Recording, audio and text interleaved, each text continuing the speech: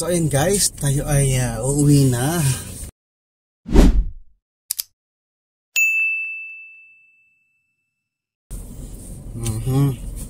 I-record natin yung kung ilang oras yung biyahe ng pauwi galing dito sa work. Yan. Dito sa may Takasuzi Road. Yan. Dito ang aming parking, o diba? Magti 12 na, ay 12 na pala. 12 na ng gabi Grabe ha. Daig pa natin yung mga nurse na panggabi. So yun ang ating ilaw. Yan. O diba, liwanag ng ilaw. Ito si Sulaiman Al-Habib. So yan, tuwing umaga pagpapasok naglalakad tayo dyan. So ito yung palabas papuntang EDSA, Takasuzi Road. Yan.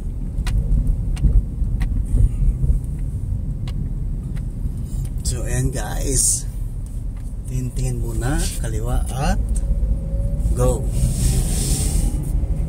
So ito guys ang Takasuzi Road. Ang tutubukin natin ay ang diretsyo nito yung papuntang Panorama, papuntang Panda. Ayan.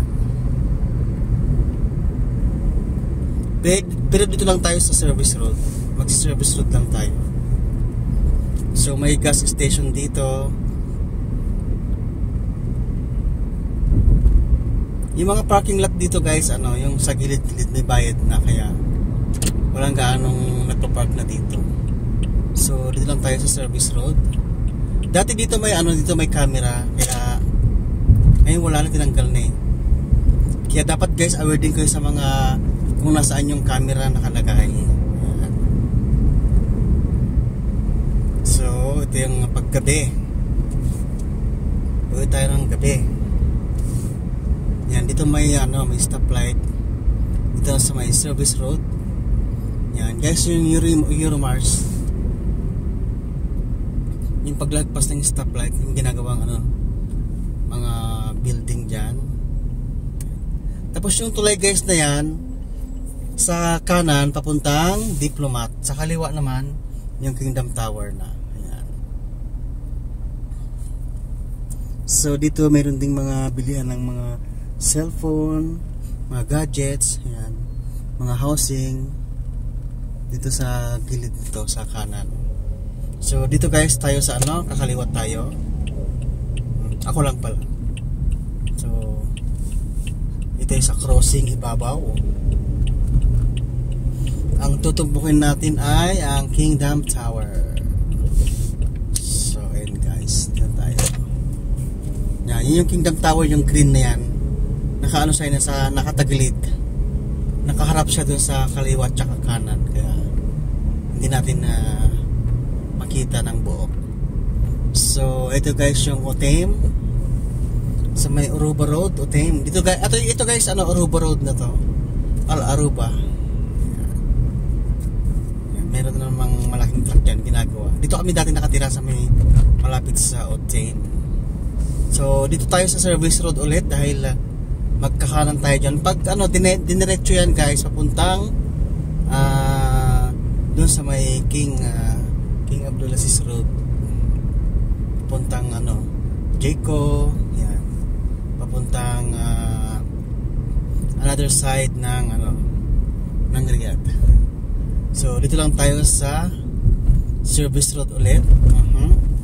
Tutumbukin natin na ang EDSA. EDSA, ang King Fahad Road. Ayan, dito tayo sa kanan. Yan, may parak. Ay, hindi pala, parang nagbanggaan yata.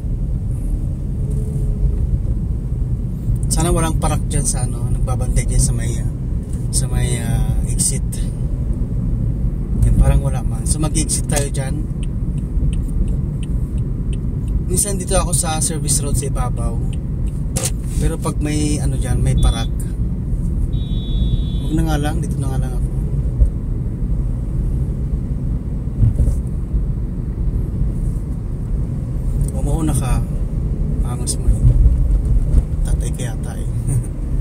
Yung tulay guys na yung papuntang Al Habib Olea. Ayan.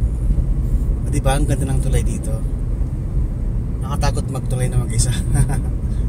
Covered na tulay. So dito tayo sa sa ibabaw. Ito ang guys, ang King Fahad Road, ang EDSA ng Riyadh. Dito ay laging traffic lalo pag tanghali. Ngayon nga traffic na 'yo. Parang ayokong ngayon na ilalim.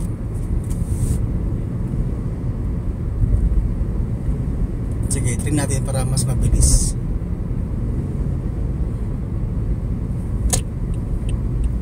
Walang traffic ngayon kasi gabi na. Bagal nito.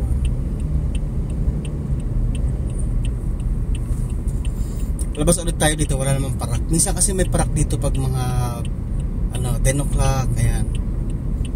Nangaharang ng mga yung mga hindi kaaya-ayang mga sasakyan. Yung may mga maraming sakay, ayan. Mga sakay na mga truck. Ayan, so dito tayo, medyo okay naman dito. So ilalim na tayo ng crossing ibabaw, crossing ilalim.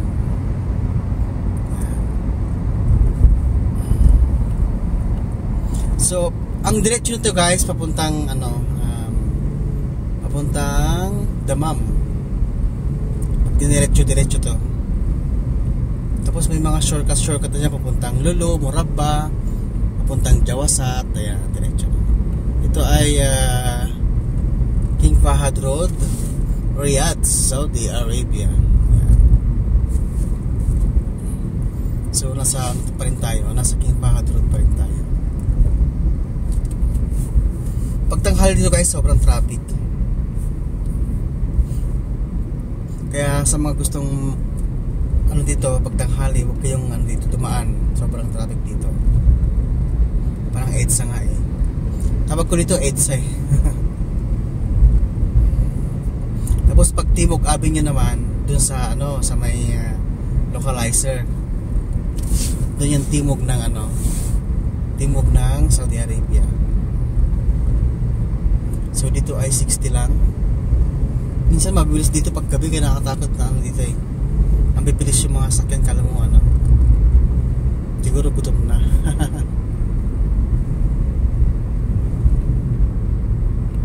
So ayan na guys, malapit na tayo sa bahay. So dito tayo sa may kanan tayo. So mag-signal tayo kasi mag-split na dyan. Yung papuntang kanan, papuntang dun sa may Jeddah Road. Papuntang Jeddah Road. Ayan. So dito man pag didiretso to, papuntang Dammam Road naman. So dito tayo sa kanan. Ayan, Balintawak na guys. Ikot tayo sa may circle. Diba sa may Balintawak?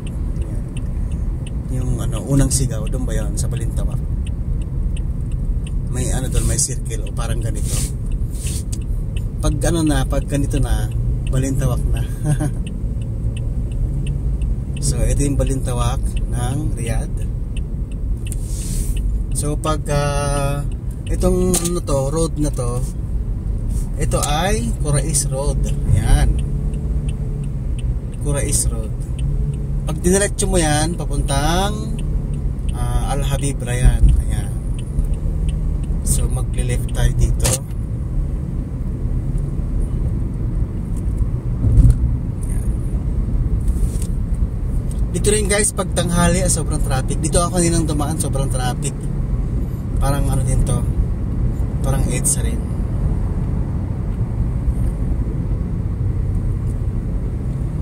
So pag diretso ito, Dammam Road din to. Pag diretso papuntang Dammam, ayan, shortcut na dyan.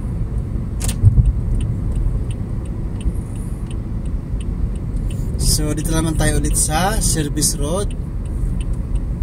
Kakanan tayo dyan, ibabaw pala. Ayan.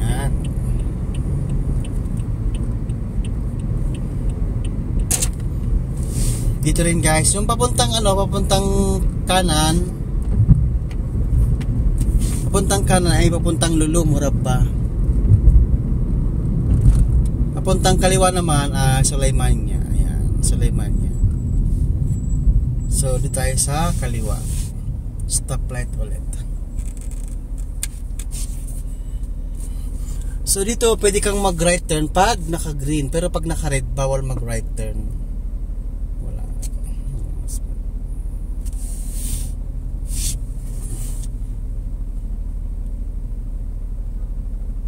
So ito guys yung crossing. Kurais crossing. O di ba? Nakasama ng ilaw. Dito guys may mga camera dyan sa gilid-gilid. Maraming camera dito. Kaya ingat-ingat lang.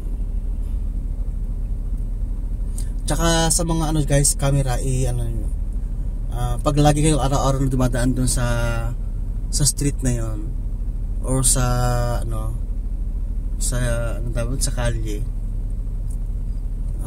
i-memorize nyo yung kung nasa yung camera. So go na siya. Let's go. Bilis na. Gutom na yata. So ito guys ang Sulaimanya Road. Tutumbukin natin ang Jamiz, tapos sa may stoplight sa kanan papuntang Sulaimanya, papuntang Black Pinoy, Jollibee Sulaimanya. Ayan, sa may Lapas Batcho, ayan, nandyan na. Ito guys yung maraming mga restaurant, Pinoy restaurant. Ayan, yung bus na yan guys, hanggang 12 lang yan. Siguro last trip na yan. Hindi ko alam kung saan yung patungo yan, kasi yung asawa ko yung nagbabas punta yata yan Sulaimanya. So ito yung Green Sultan yata ito, ang hospital to.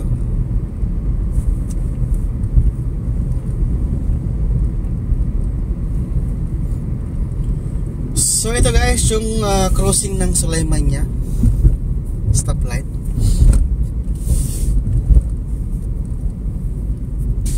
So ang pinanggalingan natin dun sa may Kurais Road. Ayan, dito tayo sa gilid. Malapit na tayo guys sa bahay. Ayan.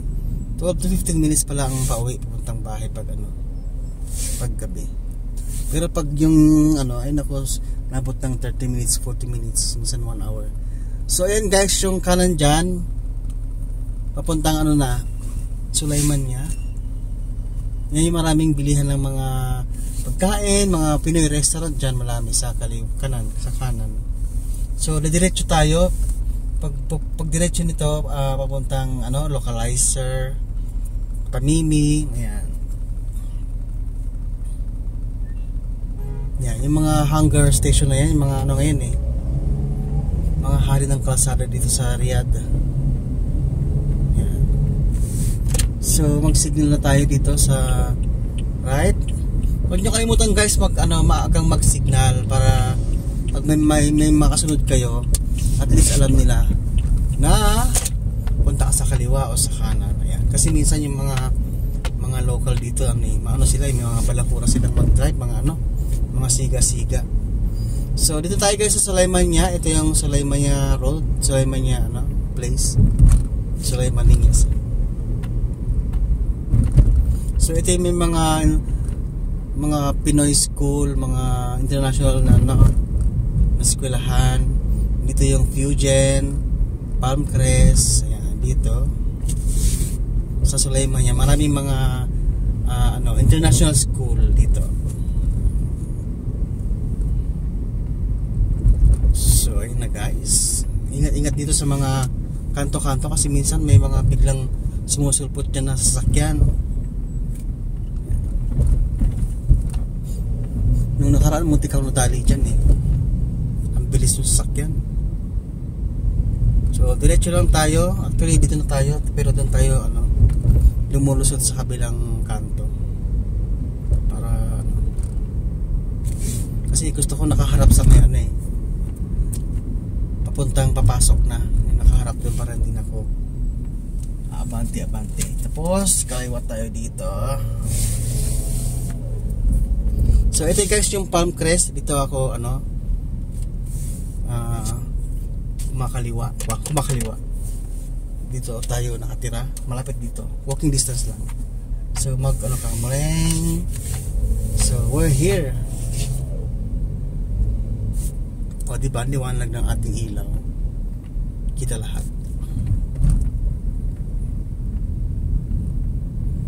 So ayan guys, dito tayo sa puno. Sa may puno yung bahay namin.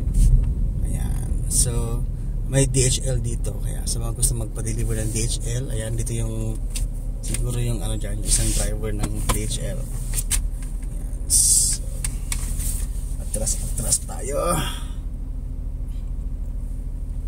Yung nakatulakbo na sasakyan doon, yung aming ka-housemate kasi nakabakasyon siya. Ayan.